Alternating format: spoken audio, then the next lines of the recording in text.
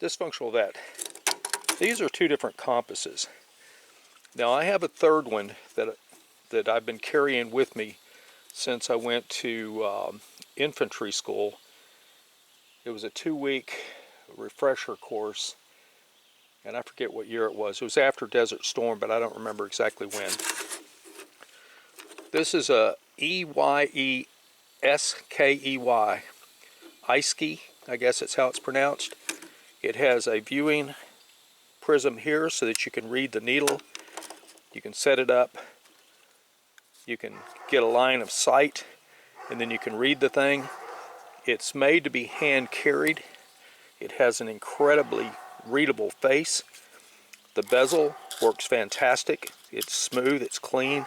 It even has a little level bubble so that you can make sure that your compass is level when you're taking your readings. This right here is a Brunton engineering compass. Expensive. I bought this in, I think 2005. In fact, I know I did. The Brunton is an engineering, it's a precision compass, but it also has the graduations up here at the top, if you can see that, where you can do angles. It is a direct read compass, which means that when you're looking at the compass, it is telling you exactly what direction you're reading. The learning curve on it's a little different, and I use this whenever I'm cutting fence lines or anything else where 1 inch can be the difference between having to move a fence or having problems with a neighbor. This tool, this compass, also has this piece right here. It's designed to slip on. Let me back the camera up a little bit. This slips on, it tightens. You can put this onto a tripod, and then you can set up, as I said, this is a direct read. If you're cutting whatever line that you need and you've got your plumb bob set on a property marker, you can set your compass up on the tripod and you can use your sights. It's got a sight up here. Well, it would help if I tightened this down.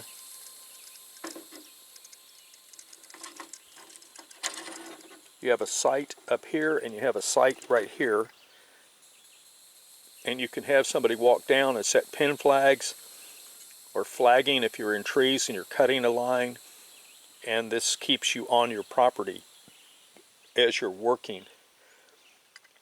The compass has a button right here. When closed, it locks the needle. And it has an adjustment. Now let me tighten this up a little bit more. I didn't really tighten it.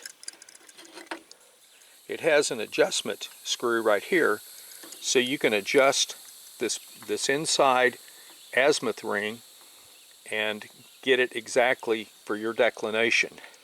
So there's no question that you're on an accurate reading. So let's say that your declination is 10 degrees east. You can adjust it for 10 degrees east, or you can adjust it for 3 degrees west. It doesn't matter.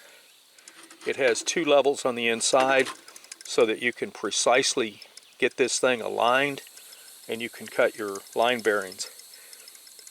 This compass is what all your geologists, your archaeologists, those people that are out doing precise measurements and mapping, they're going to be using this.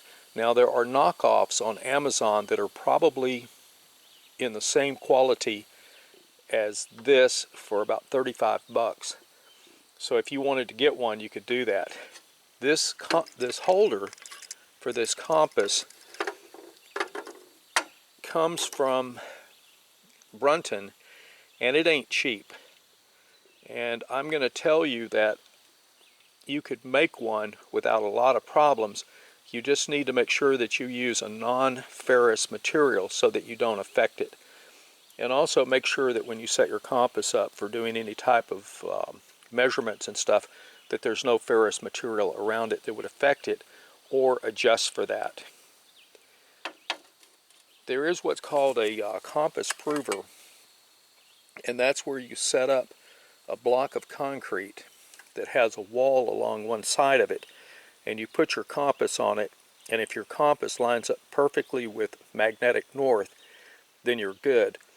A lot of the compass provers have the ability to adjust very slightly to allow for the changes of the lines of flux that determine what your declination will be.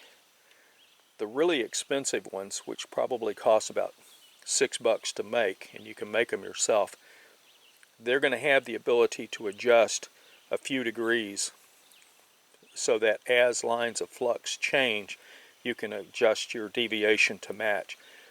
The fastest way to find out what your deviation is in any given area is to do an internet search and find out what your particular area is, and then adjust your compass, whether you have the ability to rotate the bezel or if you have to mechanically move the compass to adjust for that.